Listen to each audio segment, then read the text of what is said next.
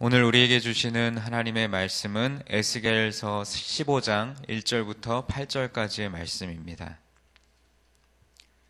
에스겔서 15장 1절부터 8절까지의 말씀입니다.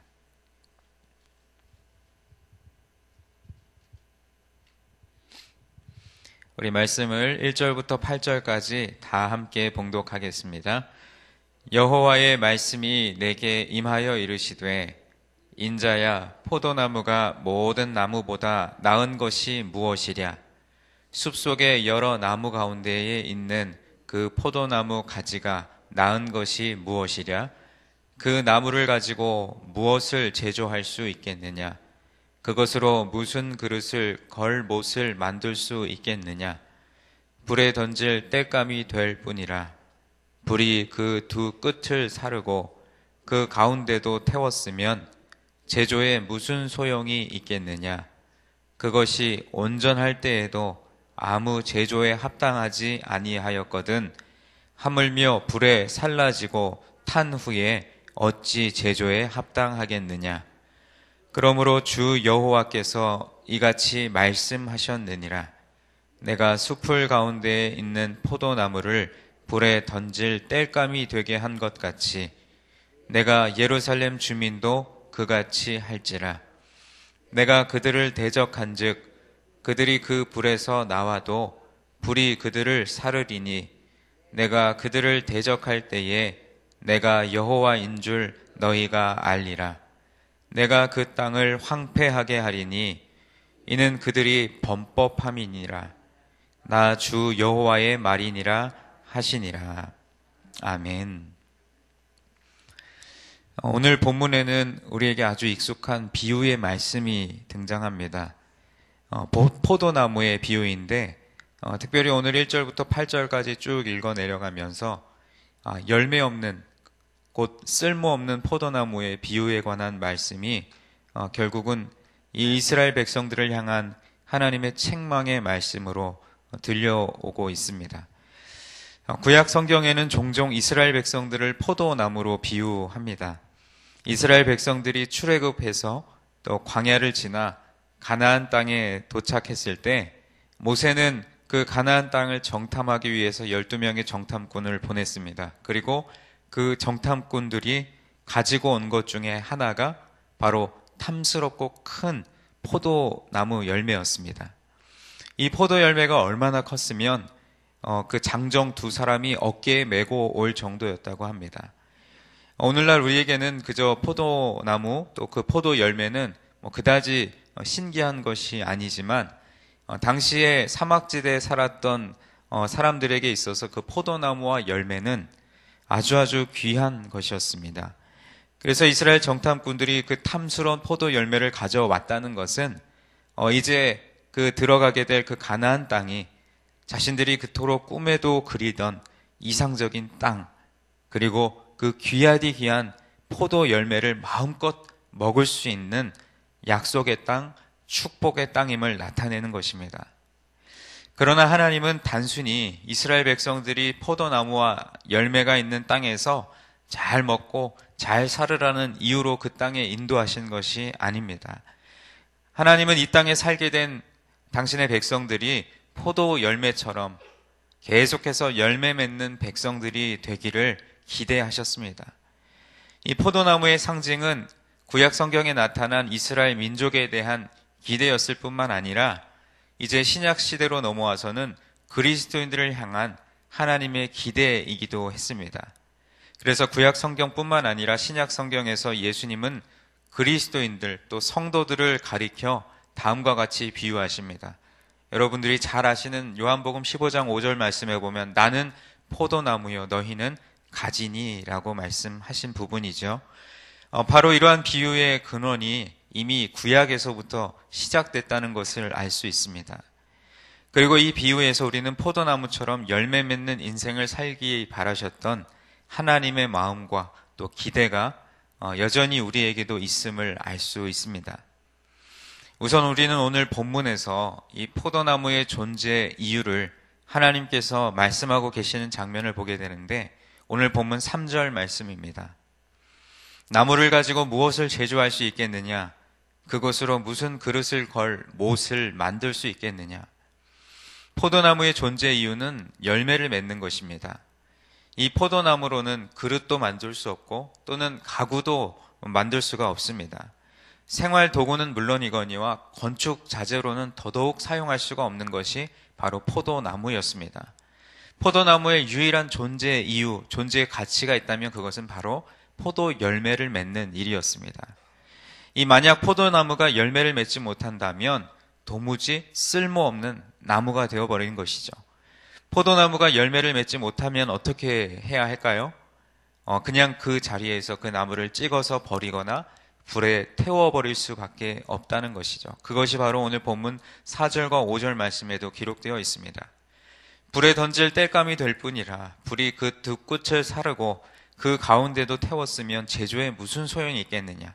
그것이 온전할 때에도 아무 제조에 합당하지 아니하였거든 하물며 불에 살라지고 탄 후에 어찌 제조에 합당하겠느냐. 열매를 맺지 못하는 이 포도나무는 불에 타기 전에도 아무런 쓸모가 없고 또 불에 태워진 다음에는 더더욱 쓸모가 없다라는 말씀입니다.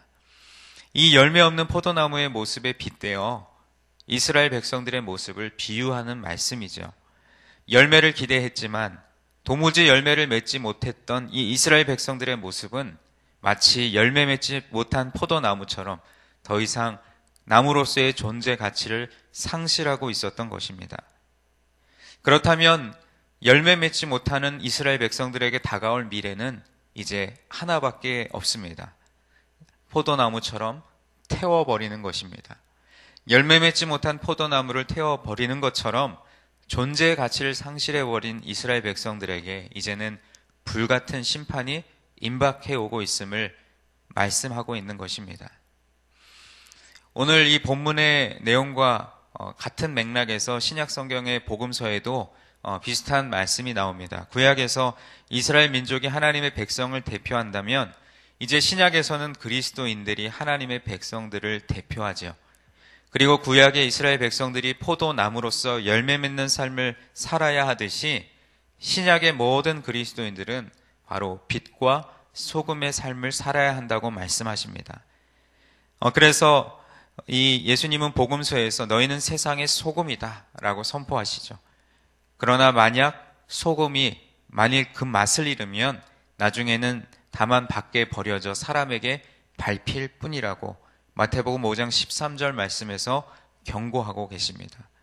소금으로서의 존재 이유, 그러니까 그 소금으로서의 존재 가치, 바로 짠맛을 내는 그 기능을 잃어버리면 버려진다는 것입니다. 마찬가지로 오늘 하나님의 기대를 저버리고 존재의 가치를 상실하고 하나님 앞에 자신의 책임을 다하지 못했던 이 이스라엘 백성들에게 하나님께서는 무시무시하고도 엄중한 심판의 메시지를 던지고 계십니다. 그리고 그 하나님은 오늘 이 새벽 예배에 나온 우리들에게도 똑같이 말씀하고 계십니다. 열매 맺는 삶을 살아야 한다. 빛과 소금의 삶을 살아야 한다.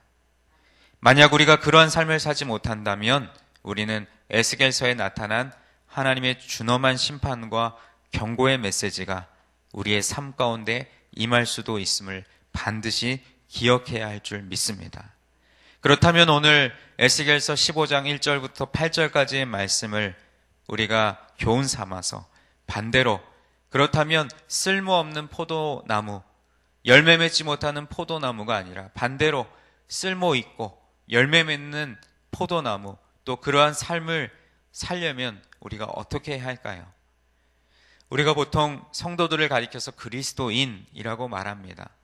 그리스도인이라고 하면 여러 가지 정의가 있을 수 있지만 가장 대표적인 정의로서는 주님께 붙어 있는 자라고 말할 수 있습니다.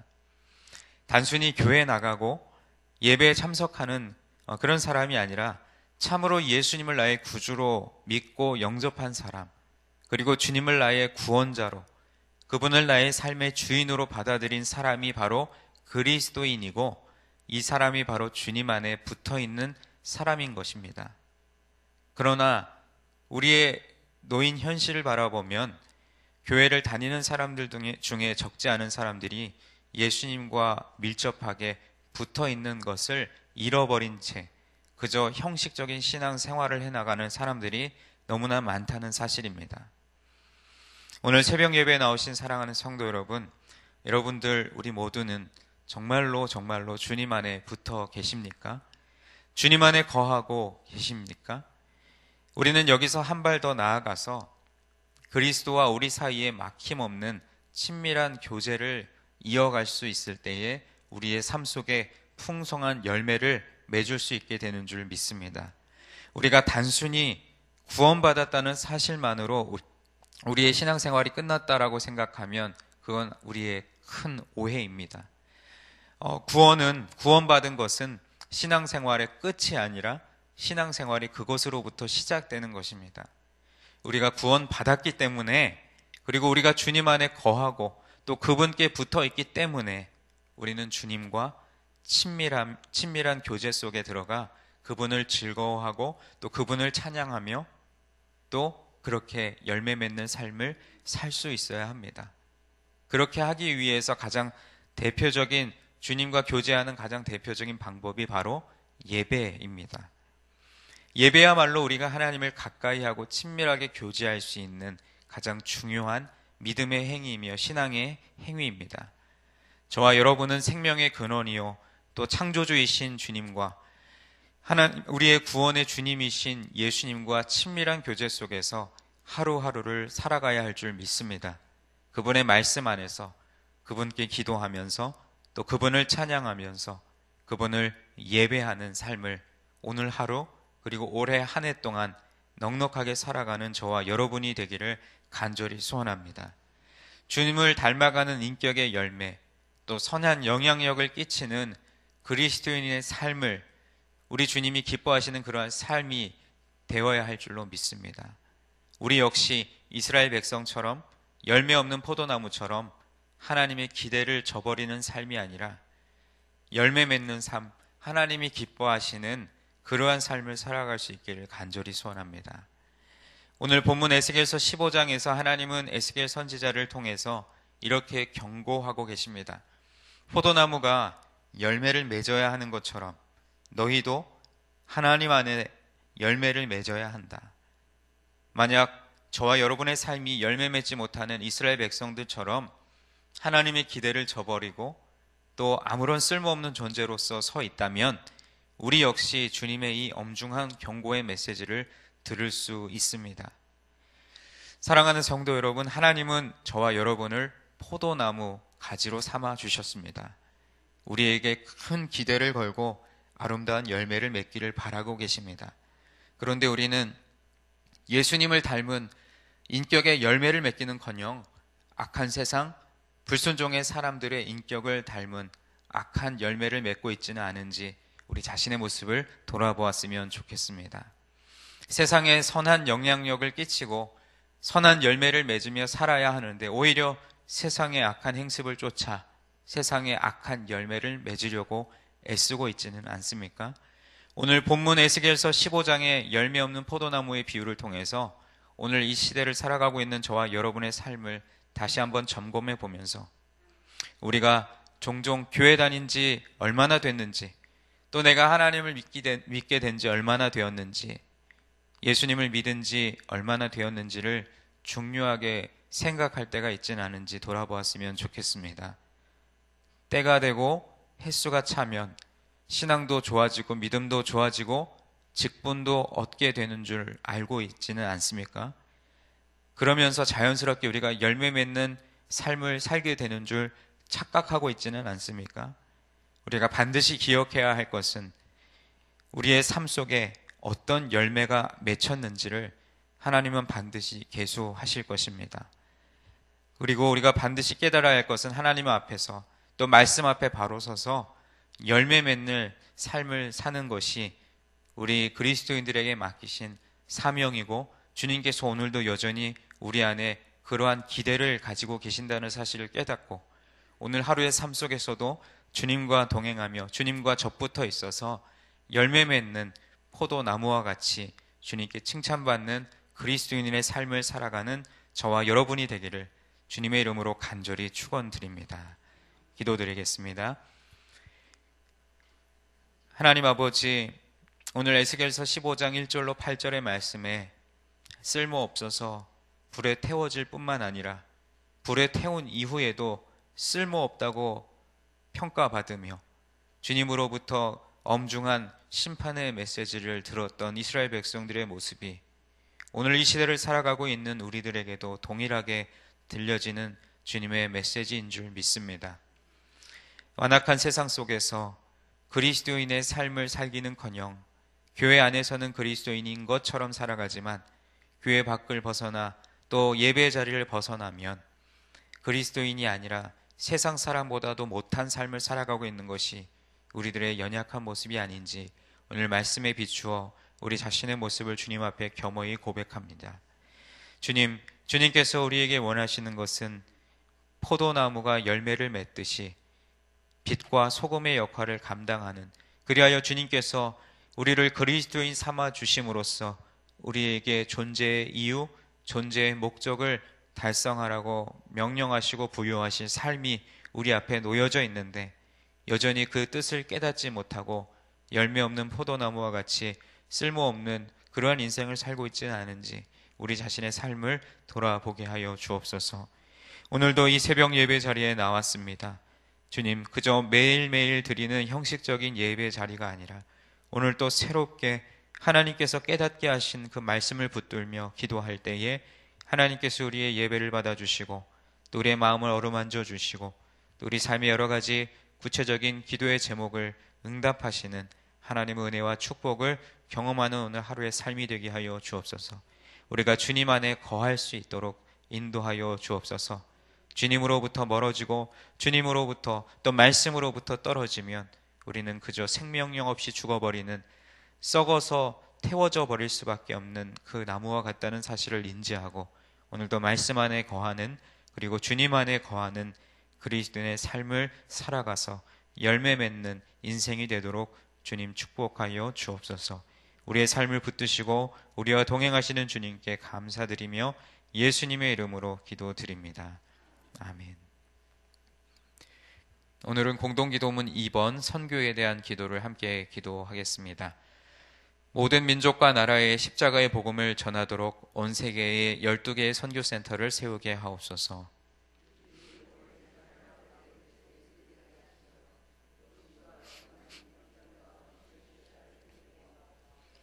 성경에 기록된 약속대로 주님께서 다시 오실 때까지 이 아름다운 발걸음이 강물처럼 들불처럼 이어지게 하시고 주님 뜻이면 어디든 순종하며 나가는 선교 공동체이게 하옵소서. 한 사람을 사랑하고 찾으시는 하늘 아버지의 마음이게 하옵소서. 아멘. 주기도문 하시겠습니다. 하늘에 계신 우리 아버지, 아버지의 이름을 거룩하게 하시며 아버지의 나라가 오게 하시며 아버지의 뜻이 하늘에서와 같이 땅에서도 이루어지게 하소서.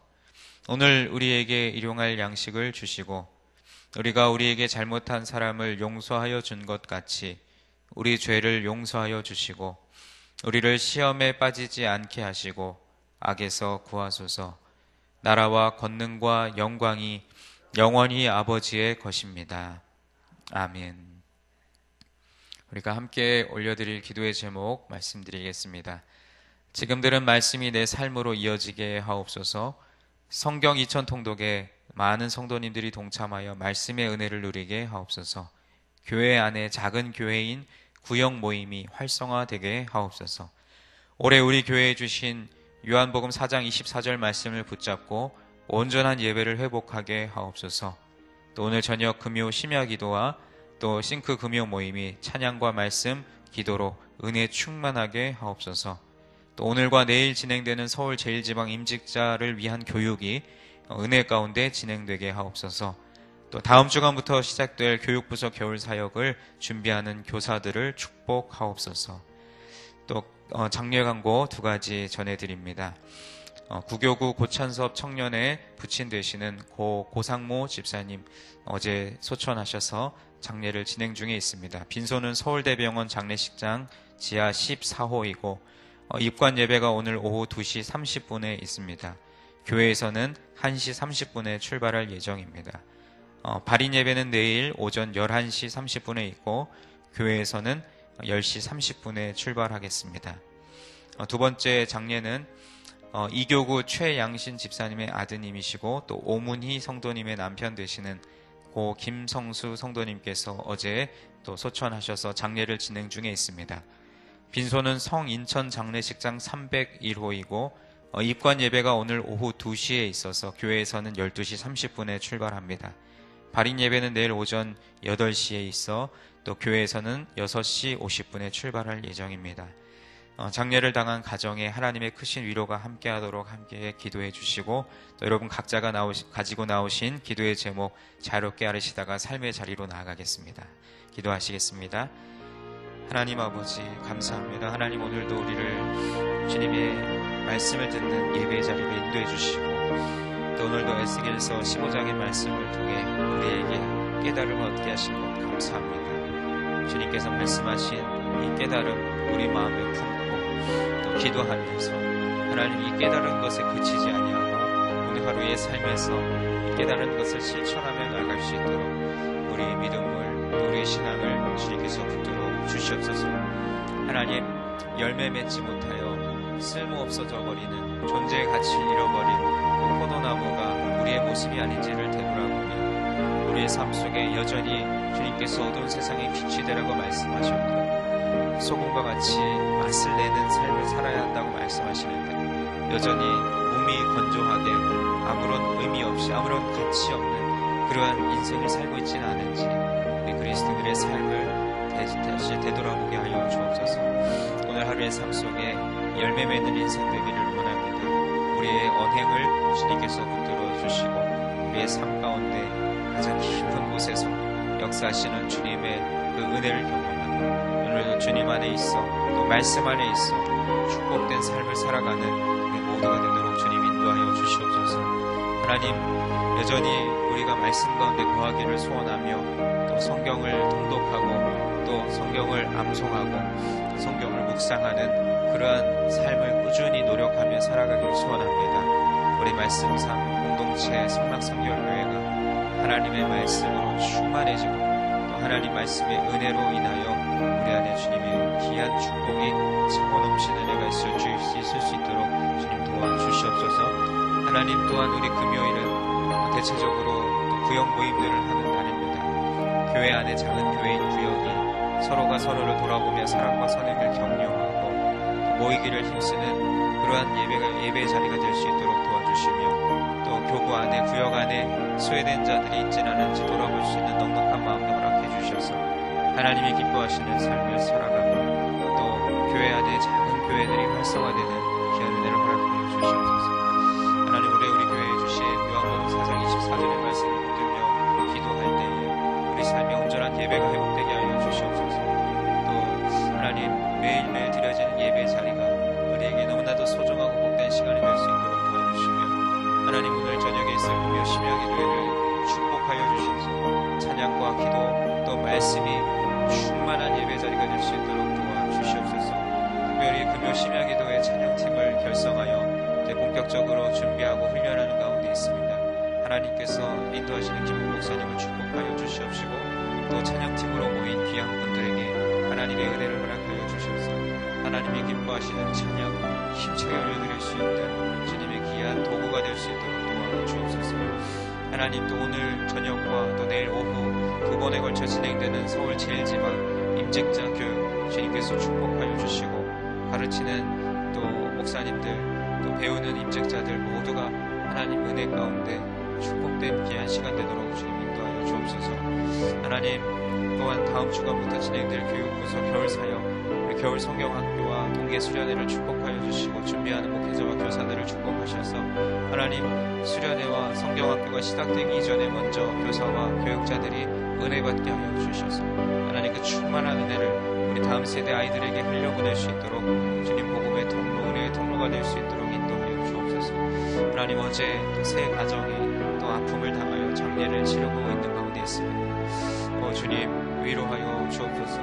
슬픔을 당한 유족들에게 하나님의 따스한 위로의 손길 얹어 주시사 하나님 사람의 말과 사람의 방법으로는 도무지 위로할 수 없는 아픔 가운데 있지만 성령께서 함께 하셔서 그들의 마음에 위로와 평안을 허락하여 주옵시고 하나님 그 가족들에게 다시금 새로운 삶 소망을 얻게 하시고 지금 영생에 대한 확신이 깊어지는 귀한 시간 되도록 인도하여 주옵소서.